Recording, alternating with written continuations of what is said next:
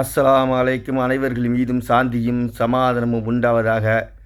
என்ன மக்களே, ரமலான் எப்படி போய்கிட்டு இருக்கு? நிறைய பேருக்கு இந்த ரமலான் பெரும் பாக்கியத்தை பெற்ற ரமலானாக போய்கொண்டிருக்கிறது, சிலரை தவிர. அந்த பாக்கியம் பெற்றவர்கள் யார் என்றால் நம்ம தாங்க. ஒரு காலத்தில் நமக்கு உணவுக்கு அவ்வளோ கஷ்டம், இப்போ அப்படிலாம் இல்லை. எங்கே பார்த்தாலும் சகர் உணவு. குறிப்பாக தமிழகத்தில் அங்கங்கே சகர் உணவு கொடுக்குறாங்க. அதுபோல் நோன்பு திறக்க ஏற்பாடு செய்து பிரம்மாண்டமாக போய்கிட்டு இருக்கு. அல்லாஹ் ரஹமத்தை பரக்கத்தை அதிகமாக உண்டாக்கிட்டான். இதுக்கு காரணம் நம்மளோட ஈமான் பரிசுத்தமான நிலையில் இருப்பது தாங்க. அப்போ கஷ்டப்படுறவங்களுக்கெல்லாம் பரிசுத்தம் இல்லையா அப்படின்னு சொல்லி நீங்கள் நினைக்கலாம். நீங்கள் தெரிஞ்சுக்கிறதுக்கு இறைவனுடைய அருள்மலையை காலச்சக்கரத்தை எப்படியெல்லாம் அல்லாஹ் சுழட்டுகிறான். வறுமையில் இருந்த சமூகம் இன்று செல்வ செழிப்பாக வாழ்ந்து கொண்டிருக்கிறது. செல்வ செழிப்பாக இருந்த சமூகம், குறிப்பாக இந்த பாலஸ்தீன், சிரியா, யமன், இது மாதிரி சோமாலியா, இது மாதிரி போன்ற நாடுகளெல்லாம் நீங்கள் சற்று சிந்தித்து பாருங்கள். அவர்கள் உணவுக்கு அவ்வளவு கஷ்டப்படுகிறார்கள், உடைக்கு அவ்வளவு கஷ்டப்படுகிறார்கள், இருப்பிடத்திற்கு அவ்வளவு கஷ்டப்படுகிறார்கள்.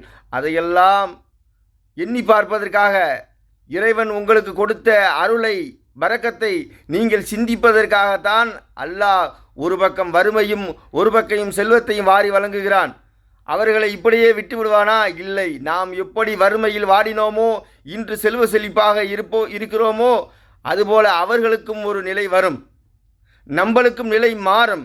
அதனால் இந்த செல்வங்களை நீங்கள் முறையாக நன்மையின் பக்கம் செலவு செய்தீர்கள் என்றால் நாளை சொர்க்கத்தை அடைய முடியும்.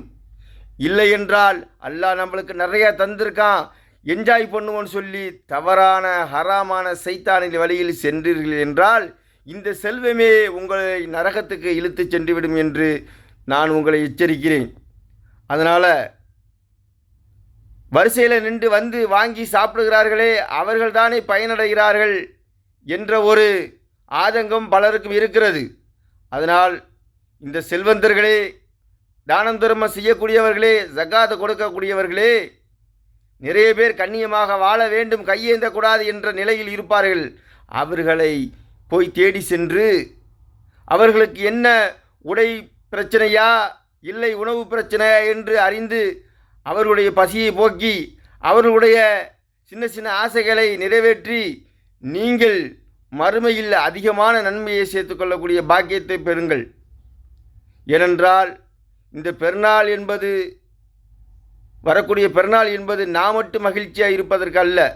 இந்த ரமலான் வந்ததே தன்னுடைய கஷ்ட நஷ்டத்தை புரிந்து, அடுத்தவர்களுடைய கஷ்ட நஷ்டத்தை புரிந்து, இறை அச்சத்தை ஏற்படுத்தி பிறருக்கு நன்மை செய்து நாமும் நலமாக வளமாக வாழ்ந்து பிறரும் நலமாக வளமாக வாழ வேண்டும் என்ற எண்ணத்தில் இந்த ரமலானை நாம் கழிக்க வேண்டும்.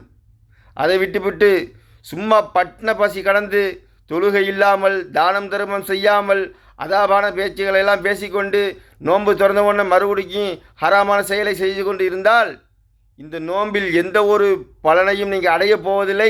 இந்த நோன்பை இழிவுபடுத்தக்கூடிய வேலையில் நீங்கள் ஈடுபட்டீர்கள் என்றால் அதுக்கு தண்டனை ஆகக்கூடிய நிலைமையும் ஏற்படும் என்பதை சொல்லிக்கொண்டு இந்த நோன்பை நல்ல முறையில் பயன்படுத்தி கொண்டு நமக்கு கொடுத்த நியாமத்தை பரக்கத்தை நினைத்து பார்த்து அனைவரும் சந்தோஷமாக இருக்க நாம் முயற்சிப்போம் என்று உங்களை அன்போடு கேட்டுக்கொள்கிறேன். அஸ்ஸலாமு அலைக்கும்.